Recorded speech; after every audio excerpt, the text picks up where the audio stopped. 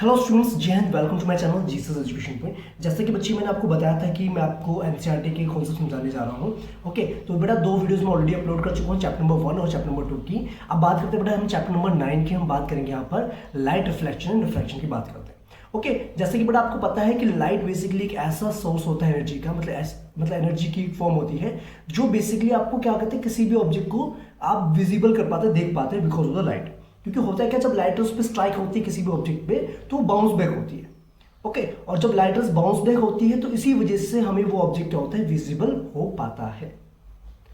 Okay, और light हमेशा बड़ा आपको पता होना चाहिए स्ट्रेट लाइन में ही ट्रेवल करती है, ये जिगजैग मैनर में कभी भी ट्रेवल नहीं करती है। Okay, very nice. ठीक है बच्चे। अच्छा, एक बात, जैसे कि आपने पढ़ा होगा रिफ्लेक्शन ऑफ लाइट के बारे में, आपने पढ़ा होगा रिफ्लेक्शन ऑफ लाइट का मतलब क्या होता है। रिफ्लेक्शन ऑफ लाइट का मतलब होता है bouncing back of light after striking a polished surface. Okay, तो उसके कुछ लॉ भी थे, लॉज रिफ्लेक्शन, जहां पर हम बात करेंगे। ठीक है, पहला लॉ ये कहता है कि जो एंगल ऑफ इंसिडेंस हमारा होता है वो एंगल ऑफ रिफ्लेक्शन के बराबर होता है, यानी angle of incidence is always equal to the angle of reflection. दूसरी बात, इंसिडेंट रे, नॉर्मल रे और रिफ्लेक्टेड रे सबके सब एक ही प्लेन पर क्या करते हैं, लाई करते हैं। ओके, जैसा कि आप छोटी क्लास में भी पढ़ते हुए आ रहे हैं। दूसरी बात, यहाँ पर ना प्लेन मिरर की कुछ प्रॉपर्टीज बता रखी है। प्लेन मिरर हमेशा आपको वर्चुअल इमेज देगा और डायरेक्ट इमेज देगा, सेम साइज की इमेज देगा, सेम डिस्टेंस पे आपको इमेज प्रोवाइड करेगा और लैटरली इन्वर्टेड आपको प्रोवाइड करेगा। लैटरली इन्वर्टेड मींस होता है left appears to be right और right appears to be left. Okay, जैसे सपोज कीजिए मैंने यहाँ पर बी लिखा है, तो उसकी जब रिफ्लेक्शन होगी तो आपको ये जो है इस तरीके से भी उल्टा दिखाई देगा। ओके, अब बच्चे बात करते हैं हम स्फेरिकल मिरर्स की बात करते हैं। ओके, देखो बेटा, स्फेरिकल मिरर्स बेसिकली होते क्या है, जो स्फीयर्स का पार्ट होते हैं। क्या होते हैं, पार्ट ऑफ अ स्फीयर, जिसमें बेटा अगर रिफ्लेक्टिंग सरफेस आपका इनवर्ट है तो वो कनकेव हो गया, अगर रिफ्लेक्टिंग सरफेस आउटवर्ड है तो वो क्या हो जाएगा, आपका कॉन्वेक्स हो जाएगा, जैसे कि यहां पर मेंशन किया हुआ है इस डायग्राम में। देखो ये आपका कॉन्केव मिरर है, ये आपका कॉन्वेक्स मिरर है। ओके, और जो मिरर के सेंटर को हम क्या कहते हैं बेटा, कैपिटल पी से डिनोट करते हैं उसको हम, और उसको बोलते हैं हम पोल बोलते हैं। क्या कहते हैं, पोल बोलते हैं। ओके, अगर मैं इसको कंप्लीट करूं बेटा, अगर मैं इस स्फीयर को पूरा कंप्लीट करता हूं तो ऑब्वियसली बात है बेटा, इसका एक सेंटर होगा जिसको हम कैपिटल सी से डिनोट करते हैं, उसको बोलते हैं हम सेंटर ऑफ कर्वेचर बोलते हैं। क्या कहते हैं, centre of curvature. Okay, same बेटा कॉन्वेक्स मिरर के केस में भी होगा, यहां पर इसका सेंटर ऑफ कर्वेचर आएगा, ये इसका सेंटर ऑफ कर्वेचर होगा। ओके, ये इसका पोल हो गया, पी हो गया, centre of the mirror. Okay, तो ये चीज आप ध्यान रखेंगे, क्लियर नोट। और ये भी आपको पता होगा बेटा, distance between centre of curvature and the pole, distance between centre of curvature और पोल के बीच के डिस्टेंस को हम क्या कहते हैं बेटा, कैपिटल आर से डिनोट करते हैं, उसको बोलते हैं हम रेडियस ऑफ कर्वेचर बोलते हैं। क्या कहते हैं, रेडियस ऑफ कर्वेचर। ठीक है, और इमेजिनरी लाइन जो पास होती हुई जाती है बेटा, अगर यहां से हम एक सीधी लाइन बनाएंगे, इमेजिनरी लाइन अगर बनाते हैं जो सेंटर ऑफ कर्वेचर पोल से पास होती जाती है, उसे हम कहते हैं प्रिंसिपल एक्सिस। क्या बोलते हैं बेटा, प्रिंसिपल एक्सिस हम बोलते हैं, प्रिंसिपल एक्सिस बोलते हैं। Clear note, that's good, done बच्चा, बात समझ में आ गई इतनी, वेरी गुड। चलिए आगे बढ़ते हैं। ओके, देखो मैंने यहां पर हाईलाइट भी किया बेटा को, सेंटर कर्वेचर किसे कहते हैं। ठीक है, और दूसरी बात बेटा, रेडियस ऑफ कर्वेचर मैंने आपको ऑलरेडी बता दिया है। ठीक है, अब बेटा एक बात आती है प्रिंसिपल फोकस की। देखो ये कह रहा है कि अगर आप कनकेव मिरर को सन की लाइट रेज के सामने रखते हैं तो क्या होगा, जितनी भी लाइट रेज आपकी इन्फिनिटी से आएगी वो एक पॉइंट पे जाके क्या हो जाती हैं, कन्वर्ज हो जाती हैं, और उस पॉइंट को हम कहते हैं प्रिंसिपल फोकस कहते हैं। जैसा कि यहां पर ये मेंशन किया है, ये जो पॉइंट है ये है फोकस पॉइंट। क्या है बेटा, प्रिंसिपल फोकस है। ओके, और जहां पर ऐसा लगता है कि बेटा light rays appears to be diverge, जहां से ऐसा लगता है कि लाइट रेज जा तो रही है इन्फिनिटी से लेकिन रिफ्लेक्ट होने के बाद डाइवर्ज हो जाती हैं, उस पॉइंट को हम कहते हैं प्रिंसिपल फोकस कहते हैं in case of convex mirror. Okay, ये इसको बेटा हम कन्वर्जिंग मिरर भी बोलते हैं, बिकॉज ये सारी लाइट रेज को एक पॉइंट पे फोकस कर रहा है, कन्वर्जिंग मिरर, और इसको हम कहते हैं डाइवर्जिंग मिरर। ठीक है बेटा, बात ध्यान रहेगी। ओके, तो फोकस समझ में आ गया, और इन दोनों के बीच में जो डिस्टेंस होता है बेटा, फोकस और पोल के बीच में distance between focus and the pole, that is called the focal length. लिखा पर आपने को, distance between pole and the principal focus spherical mirror is called the focal length, और इसको हम स्मॉल एफ से डिनोट करते हैं। और एक बात का आप ध्यान और रखेंगे बेटा कि रेडियस जो हमारी होती है कर्वेचर की, रेडियस ऑफ कर्वेचर, वो हमेशा फोकल लेंथ की डबल होती है। तो इसका मतलब अगर आपको फोकल लेंथ निकालनी है तो आप क्या करेंगे, रेडियस का हाफ आप कर देंगे। It's clear note, that's good. एक वर्ड और आपका आएगा बेटा यहाँ पर, एपर्चर। सर आपने सुना भी होगा, aperture is nothing but it's the diameter of the spherical mirror.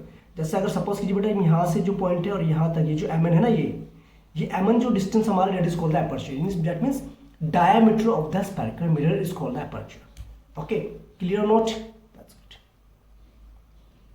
देखिए बेटा यहाँ पर लिखा भी है ना, the diameter of reflecting surfaces of spherical mirror is called the aperture. Okay, ये आपको मैंने ऑलरेडी बता दिया। अब बेटा यहाँ पर ना एक आपको बोला गया है कि स्फेरिकल मिरर्स जो किस टाइप की इमेजेस बनाते हैं उसके बारे में हम यहाँ पर डिटेल में पढ़ते हैं बेटा। चलिए देखिए, ये तो बेटा आपको पूरा एक टेबल बना के दिखा रखी है। अगर हम कनकेव मिरर की बात करें तो अलग अलग पोजीशंस के हिसाब से अलग अलग कहाँ पर इमेज बनेगी, कैसे बनेगी, नेचर कैसा होगा और साइज कैसा होगा। ओके, तो इन कंडीशंस को आपको ध्यान में रखना है, बिकॉज यहाँ से क्वेश्चन डेफिनेटली एग्जाम में बनते हैं। आपको रे डायग्राम बनाने के लिए बोल दिया जाता है और समटाइम्स आपके यहाँ से न्यूमेरिकल्स भी आ जाते हैं, जो कि हम फर्दर अभी डिस्कस करेंगे। ओके, तो ये मैं आपको जो है डायग्राम के साथ एक्सप्लेन कर दूंगा, सो दैट आपको कॉन्सेप्ट क्लियर हो जाएगा। चलिए बेटा आगे बढ़े। देखिए बेटा, आपको बेटा एक बात ध्यान रखनी है, जब भी रे डायग्राम्स बनाया जाता है तो हम बहुत सारे रेज को कभी भी कंसीडर करके नहीं चलते हैं। ठीक है, हम सिर्फ दो ही रेज को कंसीडर करके चलते हैं। तो बेटा ध्यान रखें, देखो दो रेज रिफ्लेक्शन के बाद जिस पॉइंट पर इंटरसेक्ट करती हैं और वहीं पर इमेज जाके बनती है बेटा आपकी। ओके, जहां पर दो लाइट रेज आपकी इंटरसेक्ट करती हैं वहीं पर इमेज बनती है। ठीक है, अगर हम बहुत सारे रेज को कंसीडर करके चलेंगे तो हमारे लिए डिफिकल्ट होगा रे डायग्राम को ड्रॉ करना। ओके, इसीलिए हम दो ही रेज को कंसीडर करेंगे। और कौन कौन सी, देखिए बेटा, अगर आपकी लाइट रेज इंफिनिटी से आ रही है तो रिफ्लेक्ट होने के बाद वो फोकस से पास होगी, चाहे वो आपको कॉन्केव मिरर हो। और कॉन्वेक्स मिरर में ऐसा लगेगा कि बेटा वो डाइवर्स हो रही है, तो फोकस से वापस आके डाइवर्स हो रही है, appears to be diverging from the focus. Okay, तो ये कन्वेक्स मिरर के केस में हो गया। दूसरी बात, अगर आपकी फोकस से लाइट रेज आ रही है, अगर लाइट रेज फोकस से जा रही है, रिफ्लेक्ट होने के बाद वो क्या आ जाएगी बेटा, पैरेलल निकल जाएगी प्रिंसिपल एक्सिस के और इन्फिनिटी पे चली जाएगी।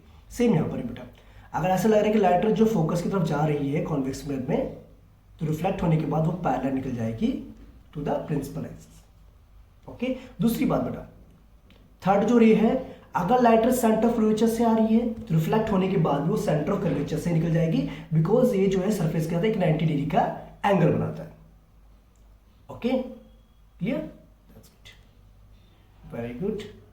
ओके, फोर्थ रे डायग्राम जो बेटा आपका ये है कि अगर पोल पे लाइट रेज जाती है, जैसे पोल पे ये लाइट रेज आपकी आ रही है, यहां से देखो ये पोल पे जा रही है, तो पोल से स्ट्राइक होने के बाद सेम एंगल पे वो रिफ्लेक्ट होगी बेटा।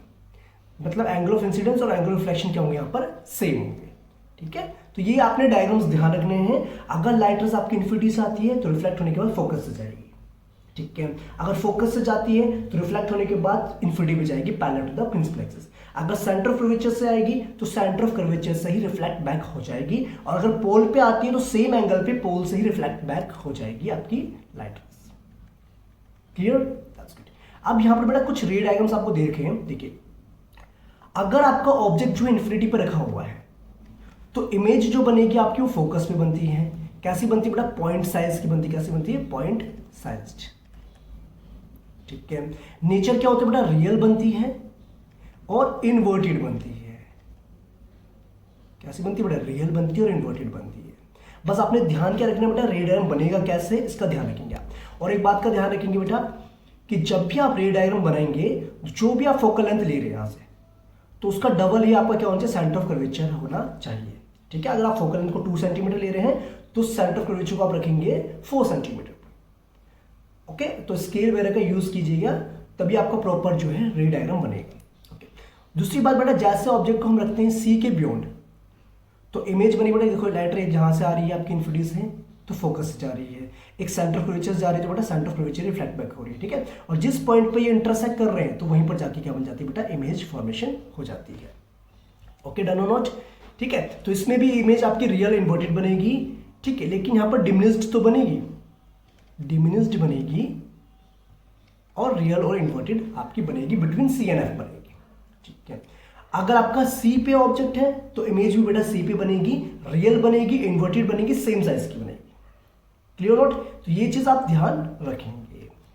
दूसरी बात बेटा, अगर हम एफ और सी के बीच में ऑब्जेक्ट को लेकर के आ जाते हैं, बिटवीन सी एंड एफ, तो इमेज जो आपकी बेटा कैसे बनी, देखो यहां से लाइट गई, फोकस से गई, ठीक है, सेंटर कर्वेचर जाएगी तो बेटा सेंटर कर्वेचर से वापस आएगी, तो इसका मतलब बियॉन्ड बनेगी, बियॉन्ड सी जो है आपकी इमेज जाके फॉर्म्ड होगी। Clear note?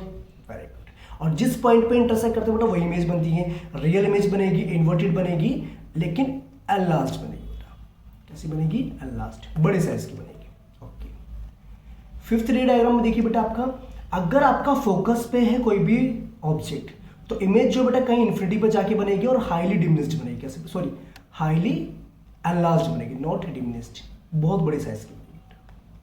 ओके, रियल बनेगी, इन्वर्टेड बनेगी, ठीक है। लेकिन अगर आपका ऑब्जेक्ट जो है बिटवीन है पोल एंड फोकस, तो उस केस में बेटा सिर्फ यही एक केस होता है जहां पर आपकी वर्चुअल और इरेक्ट इमेज आपको देखने को मिलती है। तो अगर आपका ऑब्जेक्ट एफ और पी के बीच में है तो बेटा क्या होगा, यहां से लाइट रस गई, देखो इसको ऐसे बना सकते हैं, यहां से रिफ्लेक्ट हुई तो टकराने के बाद बेटा फोकस से जाएगी, ठीक है, सेंटर ऑफ कर्वेचर से गई तो सेंटर ऑफ कर्वेचर से ही वापस आ जाएगी। तो ऐसा बेटा ना ये बैक साइड में जाके इमेज बनती है आपकी बिहाइंड द मिरर। ओके, कैसी बनती है? साइज होगा एनलार्ज्ड होगा, साइज एनलार्ज्ड होगा, वर्चुअल बनेगी। यहां पर ये एक डायग्राम बेटा जहां पर वर्चुअल इमेज बनती है एंड इरेक्ट बनती है, तो आप ये चीज ध्यान रखेंगे। Clear note? बात समझ में आ रही है? इसीलिए जो हेडलाइट्स होती है ना बेटा आपकी गाड़ी वगैरह की, जो व्हीकल्स की हेडलाइट्स होती हैं उसमें या टॉर्च में हमेशा फोकस पॉइंट पर ही बल्ब को रखा जाता है ताकि रिफ्लेक्ट होने के बाद वो पैरेलल लाइट रेज निकाले, ठीक है, जैसे कि इस केस में होता है बेटा, इस वाले में क्या होता है आपको, ये वाले में, ठीक है। ये तो बेटा बेसिकली वहां यूज होता है जहां पर हमें एनलार्ज्ड इमेज चाहिए होती है, डेंटिस्ट इसको यूज करते हैं और सेविंग मिरर के तौर पर हम इसको यूज करते हैं ताकि हमें फेस सीधा दिखाई दे, उल्टा ना दिखाई दे। ओके, तो ये चीज आप ध्यान रखेंगे। तो ये थे बेटा आपको रे डायग्राम जो आपको याद होनी चाहिए, कहां पर इमेज बनती है, नेचर कैसा होता है, ठीक, तो साइज वगैरह आपको पता होना जरूरी है। Okay, that's it. अब बड़े यूजेस की बात करें तो आपको पता है बेटा कनकेव मिरर यूज होता है टॉर्च में, सर्च लाइट में, हेडलाइट्स में यूज करते हैं हम, क्योंकि ये parallel beam of light provide करता है। कब? किस केस में बेटा? जो आपने फिफ्थ रे डायग्राम पढ़ा था ना, उसके अकॉर्डिंग वर्क करता है आपका। डेंटिस्ट भी यूज करते हैं और इसको हम सेविंग मिरर के तौर पर भी यूज किया जाता है। सोलर फर्नेस में भी हम यूज करते हैं, बिकॉज ये क्या करता है, जितनी भी लाइट रेज आपकी आती हैं उसको एक पॉइंट पे जाके क्या करता है, कन्वर्स कर देता है। दैट्स वाई इसको हम सोलर फर्नेसेस में भी यूज करते हैं। क्लियर? ओके। लेकिन बेटा एक बात ध्यान रखेंगे, जब हम कॉन्वेक्स मिरर की बात करते हैं तो कॉन्वेक्स मिरर हमेशा आपको डिमिनिश्ड इमेज देगा, चाहे ऑब्जेक्ट को आप कहीं भी रख दो, इन्फिनिटी पे रख दो, इन्फिनिटी से और पोल के बीच में कहीं पर भी रख दो, आपको हमेशा डिमिनिश्ड इमेज ही मिलेगी। अगर इन्फिनिटी पे है तो बेटा आपका ऐसा लगेगा फोकस पे इमेज बन रही है। अगर आपका क्या कहते हैं पी और इन्फिनिटी के बीच में कहीं भी रख दो तो आपका एफ और पी के बीच में इमेज बनेगी। ओके, लेकिन यहां पर वर्चुअल इमेज बनती है, वर्चुअल बनती है, इरेक्ट मिलती है और डिमिनिश्ड मिलती है, ठीक है, छोटे साइज की। इसीलिए इसको बेटा हम क्या करते हैं, एज अ सिक्योरिटी मिरर भी यूज करते हैं और इसको हम जो है साइड मिरर के तौर पे भी यूज किया जाता है व्हीकल्स में, ठीक है। Okay, use as a rear view mirror in vehicles, okay, ताकि जो है आपको सीधी इमेज मिले, डिमिनिश्ड इमेज मिले और ट्रैफिक जो है लार्ज अमाउंट में ट्रैफिक आप देख सके। क्लियर? ओके बेटा, देखिए जैसे बेटा यहाँ पर ना कुछ क्वेश्चंस गिवन है हमें, टेक्स्ट क्वेश्चन बोला गया प्रिंसिपल फोकस को डिफाइन कीजिए। तो आपको पता है प्रिंसिपल फोकस एक पॉइंट होता है जहां पर लाइट रेज आपकी इन्फिनिटी जो आ रही हैं वो रिफ्लेक्ट होने के बाद कन्वर्ज होती है एक पॉइंट पे जाकर, या फिर एक पॉइंट पे जाके क्या हो जाती है, फोकस हो जाती है। उस पॉइंट को हम कहते हैं प्रिंसिपल फोकस कहते हैं, ठीक है। दूसरा क्वेश्चन बोला गया बेटा अगर रेडियस ऑफ कर्वेचर आपको पता है 20 सेंटीमीटर है तो बताइए फोकल लेंथ कितनी होगी। तो आपको पता है बेटा फोकल लेंथ हमेशा क्या होती है, रेडियस ऑफ कर्वेचर का हाफ होती है। तो उसका मतलब फोकल हमारा हो जाएगा कितना, 20 divide by 2 that is equals to 10 centimetre.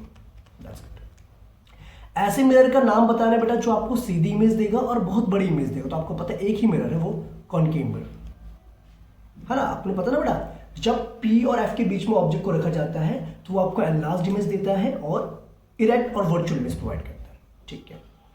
Fourth question, why do we prefer convex mirror as a rear view mirror in vehicles? आपको पता है बेटा, कॉन्वेक्स मिरर आपको हाईली डिम्निस्ड इमेज देता है, यानी डिम्निस्ड इमेज प्रोवाइड करता है, आपको वर्चुअल और इरेक्ट इमेज देता है, इसीलिए उसको हम साइड मिरर के तौर पर यूज किया जाता है, so that we can see the large traffic behind the vehicle. देखिए बेटा, ये तो बात समझ में आ गई आपको। अब क्या बेटा, यहाँ पर ना साइन कन्वेंशंस के बारे में बताया गया आपको। साइन कन्वेंशन जैसे कि बेटा आपको पता होगा ना, जैसे आप पढ़ते थे कोऑर्डिनेट्स वगैरह पढ़ते थे, एक्स वाई प्लेन पढ़ते थे, वैसे यहाँ पर भी साइन कन्वेंशंस का आपको ध्यान रखना पड़ता है। ओके, जैसे बोला यहाँ पर एक्स एक्सिस है, ये आपकी वाई एक्सिस है, ठीक है। और राइट में क्या होगा बेटा, जो भी चीजें होंगी सारी पॉजिटिव दिखेंगी, ऊपर भी सारी पॉजिटिव होंगी, नीचे क्या होंगी, नेगेटिव होगा साइन, और right hand side left hand side में नेगेटिव होगा साइन। ओके, तो इसके अकॉर्डिंग आप बता सकते हैं कि आपकी फोकस जो है नेगेटिव में लेनी है, या इमेज डिस्टेंस आपको नेगेटिव लेना है, या फिर ऑब्जेक्ट डिस्टेंस आपको नेगेटिव लेना है। तो जो भी आपका साइन कन्वेंशन होगा वो आप इसके अकॉर्डिंग लेकर के चलेंगे, ठीक है बच्चा पार्टी। ओके, देखो बेटा, जहां पर जो है साइन कन्वेंशन का मतलब सिर्फ ये है, ये सिर्फ इंडिकेट करता है कि कहां पर आपकी इमेज बन रही है, बस मतलब एक तरीके से लोकेशन बताता है। ओके, और आपको पता है बेटा, डिस्टेंस या हाइट कभी भी नेगेटिव नहीं होती है, बस ये इंडिकेट करता है कि फ्रंट ऑफ द मिरर है या बिहाइंड द मिरर है, ठीक है, रियल इमेज है, इन्वर्टेड इमेज है, जो भी आपकी इरेक्ट इमेज है आपकी। ओके, देखो, the distance of the object from its pole, pole से लेकर बेटा किसी भी ऑब्जेक्ट तक के डिस्टेंस को हम क्या कहते हैं, उसे कहते हैं हम ऑब्जेक्ट डिस्टेंस कहते हैं, जिसको हम यू से डिनोट करते हैं। इमेज डिस्टेंस क्या होता है, पोल से इमेज तक का जो डिस्टेंस होता है उसे हम कहते हैं इमेज डिस्टेंस बोलते हैं, ये भी आपको पता है। और यहाँ पर बेटा एक फॉर्मूला है, मिरर फॉर्मूला, जिसका यूज करके आप क्या करेंगे, कैलकुलेशंस करेंगे। तो आपको याद रखना है, जो हमारा 1 बाय फोकल लेंथ जो होता है हमारा, that is always equals to 1 upon में वी प्लस में 1 अपॉन में यू के बराबर होता है।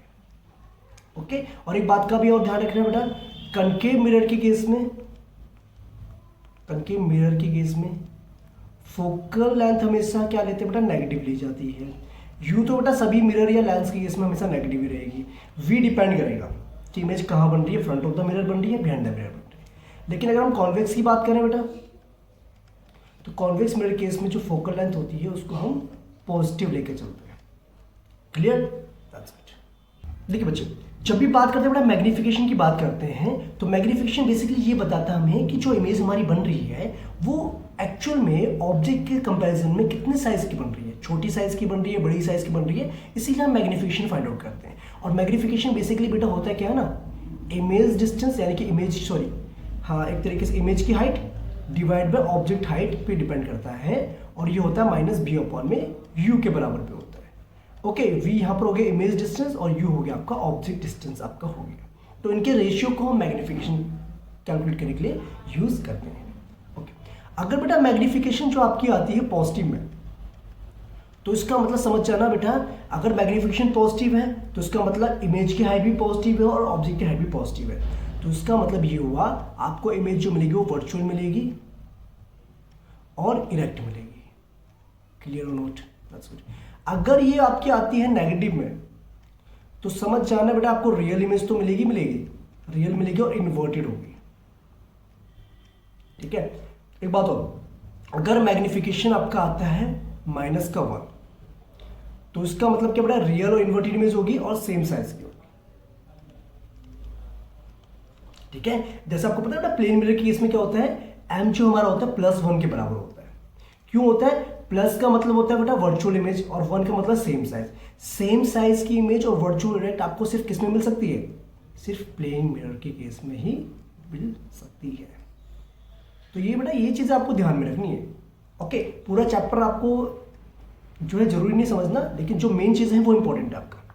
ठीक है, सारी जो मेन चीज़ें यहाँ पर मैंने आपको बता दी, ये भी मैंने आपको ऑलरेडी बता दिया। Clear note? ये बात ध्यान रहेगी बच्चे आपको। ओके, देखिए जैसे बेटा यहाँ पर एक न्यूमेरिकल दे रखा है, एग्जाम्पल नंबर 9.1। क्या बोला कि बेटा एक कॉन्वेक्स मिरर है जिसको हम रियर व्यू मिरर के तौर पर यूज करते हैं, जिसकी रेडियस कर्वेचर हमें दे रखी है 3 मीटर।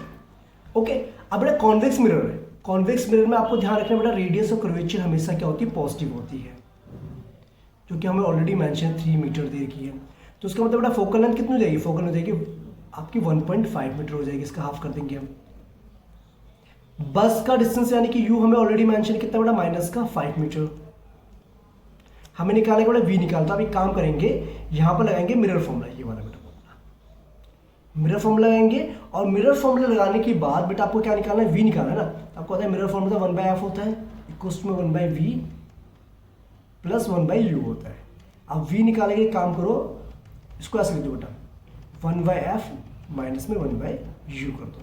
अब वैल्यूज डाल देंगे आप यहाँ से बेटा, यहाँ से v निकल जाएगा। Okay, clear note. और v आपका आ रहा है बेटा यहाँ पर, इसको अगर कैलकुलेट करते हैं आप देखेंगे यहाँ पर, तो प्लस में 1.15 मीटर आपका आ रहा है। तो प्लस का मतलब होता है बिहाइंड द मिरर बनेगी आपकी image, back of the mirror. Okay, और कैसी बनेगी, वर्चुअल बनेगी और इरेक्ट, वर्चुअल इरेक्ट बनेगी। ठीक है, क्लियर नोट। और वैसे बेटा अगर आपको मैग्निफिकेशन निकालना है तो आपको v तो पता ही है, u भी पता है, आप यहाँ पर वैल्यूज डालेंगे, u भी निकलता है आंसर। डन और नोट, दैट्स गुड। अब जैसे बेटा ये देखो एग्जांपल नंबर 9.2 देखो क्या कह रहा है, एक ऑब्जेक्ट का साइज देगा 4 सेंटीमीटर, यानी कि हमें h पता है कितना है, 4 सेंटीमीटर। उसको हमने रखा 25 centimetre in front of the concave mirror, यानी कि u हमें गिवन है माइनस का 25 सेंटीमीटर। ठीक है जी। फोकल लेंथ कितनी बेटा, 15 सेंटीमीटर। कनकेव मिरर है तो फोकल लेंथ को आप नेगेटिव कंसीडर करके चलेंगे। हमें निकालना क्या बेटा, इमेज कह रहा है कि इमेज यानी कि स्क्रीन कहाँ रखेंगे हम, ताकि हमें शार्प इमेज मिले। तो ऑब्वियसली बात है वी की बात चल रही है यहाँ पर। उसके बाद नेचर और साइज बताना है, तो कर लोगे बेटा आप इसको आराम से, करेंगे ना। आपने मिरर फॉर्म लगाया और उसको इस तरीके से रीअरेंज करा, सॉल्व करके आपका आंसर आएगा। ठीक है, क्लियर बच्चे। चलिए बेटा अब बात करते हैं बेटा इंडेक्स क्वेश्चन की। देखो क्वेश्चन नंबर 1 में बोला गया बेटा आपको फोकल लेंथ निकालनी है, तो सेम चीज बेटा यहाँ पर भी आपको वही करना है। आपने रेडियस को हाफ कर देना है, यानी कि आपका जाएगा 16 सेंटीमीटर, ये आपका आएगा। क्वेश्चन 2 देखो बेटा, कनकेव मिरर जो है 3 गुना मैग्नीफाइड इमेज बनाता है, वो भी रियल इमेज। रियल इमेज का मतलब क्या हुआ बेटा, मैग्निफिकेशन नेगेटिव में, यानी कि हमें m गिवन है कितना, 3 गुना, यानी कि 3 माइनस में 3 हो जाएगा। ऑब्जेक्ट रखा बेटा इतने सेंटीमीटर, यानी कि u हमें गिवन है माइनस का 10 सेंटीमीटर। हमें v निकालना है, तो आपको पता है m निकालने का फॉर्मूला क्या था, v अपॉन u था माइनस v अपॉन u। ये हमें माइनस 3 गिवन है, माइनस से माइनस कैंसिल, v निकालने आएगा माइनस 10, तो से v हो जाएगा बेटा आपका माइनस 30 सेंटीमीटर। अब इसका मतलब क्या है, इसका मतलब ये है इमेज जो बनेगी वो 30 सेंटीमीटर की दूरी पर बनेगी in front of the concave mirror. Done, that's good. तो ये था बेटा आपका रिफ्लेक्शन वाला टॉपिक, आई थिंक आप सभी को समझ में आ गया होगा। अब बात करते हैं बेटा रिफ्रैक्शन के बारे में। बात देखो, रिफ्रैक्शन का मतलब क्या होता है कि अगर एक ट्रांसपेरेंट मीडियम से लाइट रेज दूसरे ट्रांसमीडियम मीडियम में जाती है तो वो बैंड करती है। क्यों बैंड करती है, बिकॉज लाइट की जो स्पीड होती है अलग अलग मीडियम में वो अलग होती है। Are you getting getting the point और नोट? ठीक है बेटा, आपको समझ में आई बात, क्लियर, दैट्स गुड। तो इस बात का ध्यान रखेंगे बेटा, अगर एक मीडियम से दूसरे मीडियम में लाइट जाएगी तो ऑब्वियसली बात है उसकी स्पीड में चेंज आएगा, जिसकी वजह से वो बैंड करती है। ओके, और आपने ये भी ध्यान रखना है बेटा, यहां से क्या ध्यान रखना है कि अगर, चलिए बेटा बताते हैं आपको, ठीक है, रिफ्रैक्शन ऑफ लाइट तो आपको समझ में आ गया मुझे। ठीक है, ये एक्टिविटीज बेटा आप एक बार ऐसे पढ़ लोगे तो भी समझ में आएगा, इतनी उसमें कुछ बड़ी बात नहीं है। ठीक है, इंपॉर्टेंट क्या है, केमिस्ट्री की जो एक्टिविटीज है वो ज्यादा इंपॉर्टेंट है। ओके, ये तो सिर्फ आपका एक्सप्लेन कर रखा है। देखो इससे बेटा आपने ग्लास स्लैब दे रखा आपको। ओके, अच्छा, इसको पढ़ने से पहले बेटा एक बात और ध्यान रखेंगे, अगर लाइट रेज जो बेटा रेयर मीडियम से डेंसर में जाती है, सपोज कीजिए रेयर मीडियम है, रेयर मीडियम का मतलब यहां पर बेटा क्या है, ऑप्टिकली रेयर मीडियम, क्या होता है ऑप्टिकली। ठीक है, अगर ऑप्टिकली रेयर मीडियम से अगर लाइट रेज जाती है, नॉर्मल क्या होता है बेटा आपको पता है, नॉर्मल हमेशा क्या होती है, एक परपेंडिकुलर लाइन होती है। ठीक है, तो ये क्या करता है बेटा, अगर रेयर मीडियम से डेंसर मीडियम में जाएगी ना लाइट रेज, तो उसकी स्पीड हो जाती कम, और स्पीड कम होने की वजह से वो क्या करता है, it bands towards the normal. ठीक है, बैंड्स कहाँ बैंड होता है बेटा, band towards normal. It's clear note, ये बात का आप ध्यान रखेंगे बेटा। लेकिन अगर डेंसर से रेयर में जाएगी, अगर डेंसर रेयर में जाएगी तो बैंड करेगी अवे फ्रॉम द नॉर्मल, क्योंकि उसकी स्पीड बढ़ जाएगी। इस बात का भी आप ध्यान रखें। जैसे बेटा ग्लास स्लैब में दे रखा है हमें कि जैसे लाइट रेज, जैसे इंसिडेंट लाइट रेज आपकी है, ये नॉर्मल है। जब यहां पर बेटा आपको पता है air is a rarer medium, glass आपका डेंसर मीडियम है, ये डेंसर मीडियम है, ये रेयर मीडियम है। ओके, तो जब रेयर से डेंसर में जाती है तो निकलना तो बेटा उसको इस तरीके से था, यहां से सीधा, लेकिन ये बैंड हो जाती है टुवर्ड्स नॉर्मल। फिर उसके बाद बेटा अवे फ्रॉम द नॉर्मल निकल जाती है यहां पर। ओके, इसे इमर्जेंट रे बोलते हैं हम, इसे इंसिडेंट रे बोलते हैं, और ये जो अंदर रिफ्रैक्ट हुई है इसे रिफ्रैक्टेड रे बोलते हैं। क्लियर? ओके, एक्चुअली बेटा इसको निकलना था इस डॉटेड लाइन वाले पाथ से, लेकिन निकलता कहां से, ये वाला पाथ से हो गया। ओके, और इनके बीच में जो गैप होता है ना बेटा, इसी को हम कहते हैं लैटरल डिस्प्लेसमेंट बोलते हैं। क्या कहते हैं बेटा? Lateral displacement. ओके, क्या कहते हैं? Lateral displacement. अब बेटा यहाँ पर ना आपने जैसे रिफ्लेक्शन के लॉ पढ़े थे ना, वैसे ही रिफ्रैक्शन के भी कुछ लॉ होते हैं। जैसे पहला लॉ कहता है कि इंसिडेंट रे, नॉर्मल रे और रिफ्रैक्टेड रे सबके सब एक ही प्लेन पर लाई करेंगे। दूसरा लॉ कहता है कि जो इनका रेशियो होता है बेटा, sine of angle of incidence और sine of angle of refraction, ये हमेशा कांस्टेंट रहता है, और इसको हम रिफ्रैक्टिव इंडेक्स भी बोलते हैं। और ये बेटा एक तरीके से क्या है, स्नेल्स लॉ भी आपका होता है। क्लियर? डन रहेगी बेटा बात। ओके, तो ये चीज आपने ध्यान रखनी है। क्लियर? तो ये बताते हैं बेटा refractive index of medium two with respect to medium first. Okay, जैसे कि देखो मैं बताता हूं आपको, रिफ्रैक्टिव इंडेक्स का मतलब होता है कि एक्चुअल में कितनी लाइट रेज को बैंड कर सकता है अपने अंदर से। जितना ज्यादा बड़ा रिफ्रैक्टिव इंडेक्स होगा उतना ज्यादा वो ऑप्टिकली डेंसर होगा। ओके, और उतनी ज्यादा उसके अंदर लाइट रेज बैंड होगी। तो इस चीज को आप ध्यान में रखेंगे। जैसे कि बेटा यहां पर मेंशन किया हमारे पास दो मीडियम, देखो बेटा 9.11, देखो आप, जब लाइट रेज बेटा यहां से एंटर करिए मीडियम ए से मीडियम बी के अंदर, तो बेटा इसका अगर एंगुलर मुझे पता है और रिफ्लेक्शन पता है, तो मैं इसका रिफ्रैक्टिव इंडेक्स इस तरीके से भी निकाल सकता हूँ, साइन आई अपन में साइन आर करके भी हम निकाल सकते हैं। या फिर दूसरा फॉर्मूला ये बेटा, अगर मुझे मीडियम 2 का रिफ्रैक्टिव इंडेक्स निकालना है विद रिस्पेक्ट टू 1 के रिस्पेक्ट में, तो जिसका निकालते हैं उसकी स्पीड को बेटा नीचे डिवाइड में लिखते हैं, और जिसके रिस्पेक्ट में निकालते हैं उसको हम ऊपर लिखते हैं। देखो जैसे क्या पर लिखा हुआ है, v1 is the speed of light in medium 1, v2 is the speed of light in medium. It's clear note? और कभी भी अगर हम रिफ्रैक्टिव इंडेक्स एयर के रिस्पेक्ट में निकाले या वैक्यूम के रिस्पेक्ट में निकाले, तो उसको हम कहते हैं एब्सोल्यूट रिफ्रैक्टिव इंडेक्स भी बोलते हैं, एब्सोल्यूट रिफ्रैक्टिव इंडेक्स भी बोलते हैं, या फिर रिफ्रैक्टिव इंडेक्स भी आप बोल सकते हो। ठीक है, जैसे सपोज कीजिए अगर किसी भी मीडियम का रिफ्रैक्टिव इंडेक्स निकाल रहे हैं एयर के रिस्पेक्ट में, तो speed of light in air ऊपर लिखेंगे और speed of light in medium M हम नीचे लिखेंगे। ओके, और आपको ध्यान रखना है स्पीड जो होती है लाइट में और वैक्यूम में होती है 3 × 10⁸ मीटर पर सेकंड आपकी होती है। डन बेटा? Clear note? जैसे कि यहां पर ये भी आपको मेंशन किया होगा। ठीक है बेटा, बात समझ में आएगी नहीं आएगी? और एक बात को ध्यान रखिए बेटा, सबसे कम रिफ्रैक्टिव इंडेक्स यहां पर बताया कि बेटा किसकी, एयर की है, और सबसे ज्यादा डायमंड की है। ओके, इसका मतलब ये है कि लाइट रेज जो है इतना टाइम्स ज्यादा बेंडिंग होगी डायमंड के अंदर comparison to the air. It's clear? या वैक्यूम? परफेक्ट। देखिए बेटा, आपको बेटा एक चीज ध्यान रखनी है, ऑप्टिकल डेंसिटी और मास डेंसिटी दोनों में डिफरेंस होता है। ऑप्टिकल डेंसिटी का मतलब होता है कितनी लाइट रेज को बैंड कर रहा है। ओके, जैसे आपको पता है बेटा कैरोसिन जो है डेंसिटी कम होती है, मास डेंसिटी, इसीलिए वो वाटर में फ्लोट करता है। लेकिन ऑप्टिकल डेंसिटी जो होती है कैरोसिन की, देखो बेटा कितनी 1.44 है और वाटर की 1.33 है। ओके, तो इसका मतलब कैरोसिन जो है मोर ऑप्टिकल डेंसर है कंपेयर टू द वाटर।